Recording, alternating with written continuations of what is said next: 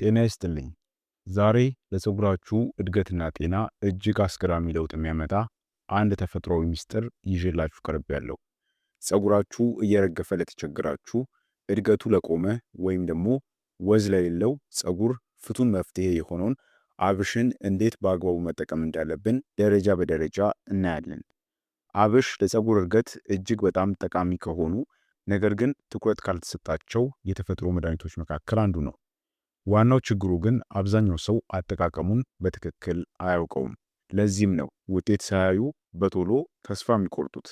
በዚህ ቪዲዮ ውስጥ ምን ማድረግ እንዳለባችሁ ብቻም ሳይሆን አብሽን እንዴት እንደሚሰራ ተጨባጭ ውጤትም ለማግኘት ደረጃ በደረጃ መከተል ያለባችሁንም ዘዴ እምነግራችሁ ይሆናል። ስለሆነም እስከ ቪዲዮ ፍጻሜ ድረስ በጥሞና እንድትከታተሉኝ እጋብዛችኋለሁ። መልካም ቆይታ ይሁንላችሁ። በመጀመሪያ ግን ፀጉር ማደግ ለምን ያቆማል? ወደ መፍትሄው ከመሄዳችን በፊት የፀጉር እድገት ለምን እንደሚዘገይ መረዳቱ በጣም አስፈላጊ ነው። ፀጉር ዝም ብሎ ያለ ምክንያት ማደግ አያቆምም። አብዛኛውን ጊዜ ምክንያቱ የፀጉር ስሮች ወይም ደግሞ ፎሊክልስ መዳከም፣ የራስ ቅል ጤንነት መጓደል፣ የንጥረ ነገር እጥረት፣ ጭንቀት ወይም ደግሞ በራስ ቅል ላይ የሚከማቹ ቆሻሻዎች ናቸው። የራስ ቅል ጤናማ ካልሆነ የፀጉር መውጫ ቀዳዳዎች ስራ ያቆማሉ ወይም ደግሞ ይዳከማሉ። ይህም ፀጉር እንዲሳሳና እንዲረግፍ ያደርገዋል ማለት ነው። ስለዚህ ዋናው ግባችን ፀጉርን ማሳደግ ብቻ ሳይሆን የራስ ቅልን አካባቢ ማስተካከልና መጠገን መሆን አለበት ማለት ነው። አብሽ በትክክል የሚያግዘንም እዚህ ላይ ነው።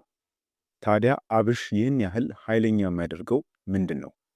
የአብሽ ፍሬዎች በውስጣቸው ከፍተኛ የፕሮቲን፣ የአይረን፣ የፖታሺየምና የኒኮቲክ አሲድ መጠን አላቸው። እነዚህ ሁሉ ለጠንካራና እንዲሁም ደግሞ ለጤናማ ፀጉር እጅግ አስፈላጊ ንጥረ ነገሮች ናቸው። ፀጉራችን በአብዛኛው የተገነባው ከፕሮቲን ስለሆነ በፕሮቲን የበለጸጉ የተፈጥሮ ውህዶችን መጠቀም የተጎዱ የፀጉር ዘለላዎችን ለመጠገን ይረዳል። በተጨማሪም አብሽ ሌሴቲን የተባለ ተፈጥሯዊ ንጥረ ነገርም ይዟል። ይህም ፀጉርን ከስሩ ጀምሮ በጥልቀት እንዲረጥብና እንዲጠነክር ያደርገዋል ማለት ነው። ከዚህም በላይ አብሽ ጸረ ብግነትና ጸረ ፈንገስ ባህሪያትም ስላለው የፀጉር እድገትን ከማፋጠንም ባለፈ የራስ ቅልን ከፎሮፎርና ከተለያዩ የማሳከክ ስሜቶችም ይጠብቃል። ስለሆነም አብሽ ለፀጉራችሁ የሚሰጣቸውን 5 አስገራሚ ጥቅሞችን በቅድሚያ ልንገራችሁ። አንደኛውና የመጀመሪያ ጥቅሙ የፀጉር ስርን በጥልቀት ያጠነክራል። የፀጉር መርገፍ ዋነኛው ምክንያት የፀጉር ስሮች መዳከም ነው። አብሽ ወደ ራስ ቅል ውስጥ ዘልቆ በመግባት የፀጉር ስሮችን በቀጥታ ይመግባቸዋል። በጊዜ ሂደትም የሂደት ፀጉራችሁ እንዲጠነክርና በቀላሉም እንዳይሰባበር ወይም ደግሞ እንዳይረግፍ ያደርገዋል ማለት ነው። በጥቂት ጊዜ አጠቃቀም ብቻ በትራሳችሁ ላይ ወይም ደግሞ በማበጠሪያችሁ ላይ የምታገኙት የፀጉር መጠን ሲቀንስ ታስተውላላችሁ። ይህም የሚያሳየው የፀጉራችሁ ስር እየጠነከረ መምጣቱን የሚያሳይ ምልክት ነው ማለት ነው። ሁለተኛ አስገራሚ ጥቅሙ የፀጉር እድገትን ዑደት ይቆጣጠራል ወይም ደግሞ ያፋጥናል። ፀጉር በተፈጥሮ የሚያድግበት የሚያርፍበትና እንዲሁም ደግሞ የሚረግፍበት የራሱ የሆነ ዑደት አለው። አብሽ የፀጉርን የማደጊያ ጊዜ እንዲረዝም ይረዳል። ይህ ማለት ፀጉራችሁ ረጅምና ወፍራም ለመሆን በቂ ጊዜ ያገኛል ማለት ነው። በተጨማሪም ስራ ያቆሙ ወይም ደግሞ የተኙ የፀጉር ስሮችን በማነቃቃት በተለይም ፀጉር በሳሳባቸው ቦታዎች ላይ አዲስ ፀጉር እንዲበቅል ያደርጋል ማለት ነው። ሶስተኛ ጥቅሙ ተፈጥሯዊ የራስ ቅል ማጽጃ ነው። ቆሻሻ ወይም ደግሞ ዘይት የበዛበት የራስ ቅል የፀጉር መውጫ ቀዳዳዎችን በመድፈን እድገትን ሊያግደው ይችላል። አብሽ ታዲያ የራስ ቅልን ተፈጥሯዊ ዘይት ሳይነካው ቆሻሻን የሚያስወግድ ድንቅ ተፈጥሯዊ ማጽጃ ነው። ይህም የራስ ቅላችሁ ሚዛኑ የተጠበቀ፣ ይህ ማለት በጣም ያልደረቀ ወይም ደግሞ በጣምም ዘይት ያልበዛበት ወይም ደግሞ ቅባት ያልበዛበት እንዲሆን ያደርገዋል ማለት ነው። ይህም ታዲያ ለጤናማ ፀጉር እድገት ተመራጭ ሁኔታን ይፈጥራል። አራተኛ ጥቅሙ ለፀጉር ተፈጥሯዊ ወዝና ልስላሴን ሰጪ ነው። አብሽ ሊሴቲን የተባለ የተፈጥሮ ቅባት መሰል ንጥረ ነገር ይዟል። ይህም ንጥረ ነገር ፀጉር እንዳይደርቅና እንዳይሰባበር እርጥበትን ጠብቆ እንዲቆይ ያደርጋል። ፀጉር ሲነካ ለስላሳ እንዲሆንና እንዲሁም ደግሞ ሲታይም የሚያንጸባርቅ ወዝ እንዲኖረው በማድረግ ፀጉርን ወይም ደግሞ የፀጉርን ውበት ይጨምራል ማለት ነው። አምስተኛ አስገራሚ ጥቅሙ የፀጉርን መሳሳት ለመከላከል ይረዳል። አብሽን አዘውትሮ መጠቀም ፀጉር ጥቅጥቅ ያለና ወፍራም እንዲሆን ያደርገዋል። በፕሮቲን የበለጸገ በመሆኑም እያንዳንዱ የፀጉር ዘለላ ጥንካሬ እንዲኖረውና በቀላሉም እንዳይበጠስ ወይም ደግሞ እንዳይሰባበር ይረዳል። ይህም ደግሞ ፀጉር ብዙና የተሟላ እንዲሆን ወይም ደግሞ በዚህ መልኩ የበዛ ሆኖ እንዲታይ ያደርገዋል ማለት ነው። ታዲያ ይህንን ሁሉ አስገራሚ ጥቅሞችን ከሰጠን ይህንን ታዲያ አስገራሚ ማለትም ለፀጉራችን እድገት በጣም ተመራጭ የሆነው አብሽ እንዴት አዘጋጅተን መጠቀም አለብን የሚለውን ደግሞ ወሳኙን ክፍል አሁን ልንገራችሁ። አብሽን ማለትም ውህዱን ለማዘጋጀት ለፀጉራችሁ ማለት ነው ከ2 እስከ 3 የሾርባ ማንኪያ የሚሆን በቅድሚያ የአብሽ ፍሬዎችን ወስዳችሁ ሌሊቱን ሙሉ በውሃ ውስጥ ዘፍዝፋችሁ ማሳደር ይኖርባችኋል። ይህንን ማድረግ በጣም አስፈላጊ ነው፣ እንዲሁም ደግሞ ወሳኙ እርምጃ ነው። ምክንያቱም መዘፍዘፉ ፍሬዎቹ እንዲለሰልሱና በውስጣቸው ያሉ ንጥረ ነገሮች እንዲነቃቁ ያደርጋቸዋል። ከዚያ በኋላ ጠዋት ላይ ፍሬዎቹን ከነ ውሃው ብዙ ከሆነ መጠኑን ቀንሳችሁ በማሽን ትፈጩታላችሁ። ልክ እንደ ክሬም እስኪሆን ድረስ መታሸት ወይም ደግሞ መፈጨት ይኖርበታል ማለት ነው። ውህዱ በጣም የወፈረ ከሆነ ደግሞ ጥቂት ውሃ መጨመር ትችላላችሁ ማለት ነው። ስለዚህ አሁን ለፀጉራችሁ እድገት የሚሆን የአብሽ ውህድን አዘጋጃችሁ ማለት ነው። ለተሻለ ውጤት ግን አብሹ ከተፈጨ በኋላ የተለያዩ ግብአቶችን ጨምራችሁ መጠቀም ትችላላችሁ። ለምሳሌ አንደኛው እርጎ ነው። እርጎ ለወዝም እንዲሁም ደግሞ ፎሮፎርን ለመከላከል ይረዳል።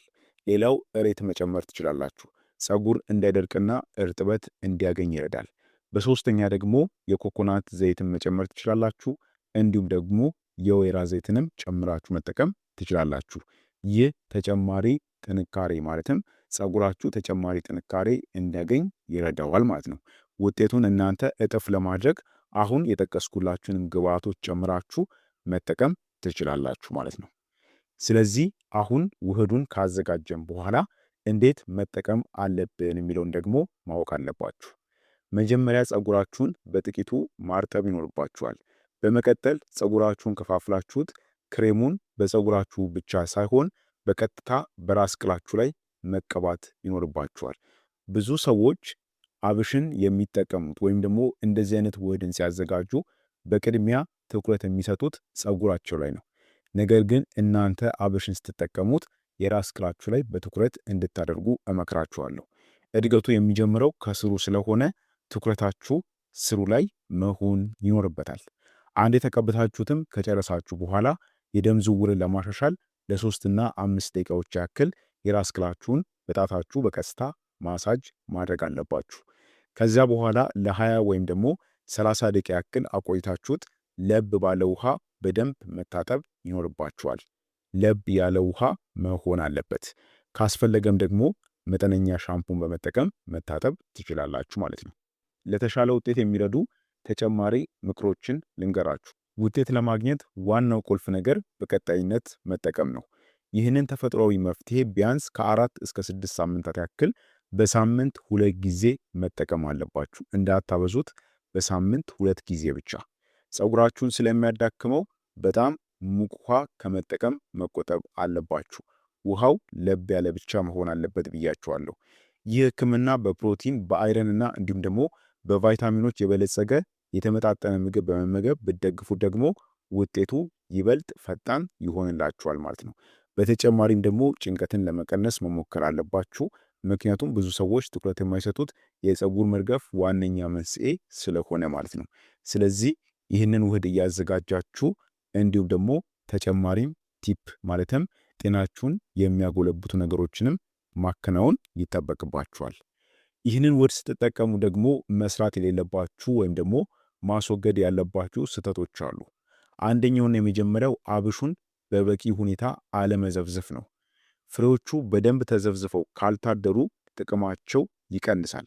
ስለዚህ ሌሊቱ ሙሉ ዘፍዝፋችሁ ማሳደር አለባችሁ፣ ወይም ደግሞ ለ12 ሰዓታት ያክል ዘፍዝፋችሁ ማቆየት ይጠበቅባችኋል ማለት ነው። ሌላው በፀጉራችሁ ላይ ብቻ መቀባት ነው። ይህም ትልቅ ስህተት ነው። ቅድም እንዳልኳችሁ ትኩረት ማድረግ ያለባችሁ በራስ ቅላችሁ ላይና እንዲሁም ደግሞ በስሩ ላይ መሆን ይኖርበታል። ይህ ማለት ግን ፀጉራችሁን አትቀቡት ማለትም አይደለም። በዋነኛነት ትኩረት አድርጋችሁ መቀባት ያለባችሁ በራስ ቅላችሁ ላይና እንዲሁም ደግሞ በፀጉር ስራችሁ ላይ መሆን አለበት ማለት ነው። ሌላው ማድረግ የሌለባችሁ ስህተት ከሚገባው በላይ ማቆየት ነው። ውህዱን ከልክ በላይ ለረጅም ሰዓት ማቆየት ፀጉር እንዲደርቅ ሊያደርገው ይችላል። ስለዚህ ከተባለው ከ20 እስከ 30 ደቂቃ ቢበዛ ደግሞ ከ45 ደቂቃ በላይ ማቆየት የለባችሁም። ሌላው ፈጣን ውጤት አትጠብቁ። ተፈጥሯዊ መፍትሄዎች ውጤት ዘላቂ ቢሆንም ጊዜ እንደሚወስዱ መረዳት አለባችሁ። ስለዚህ ፈጣን ውጤትን አትጠብቁ ማለት ነው።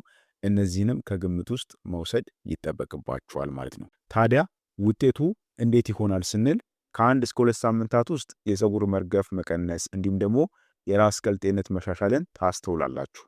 ከ3 እስከ 4 ሳምንታት በኋላ ደግሞ ፀጉራችሁ ይበልጥ እየወፈረና እየጠነከረ ይመጣል።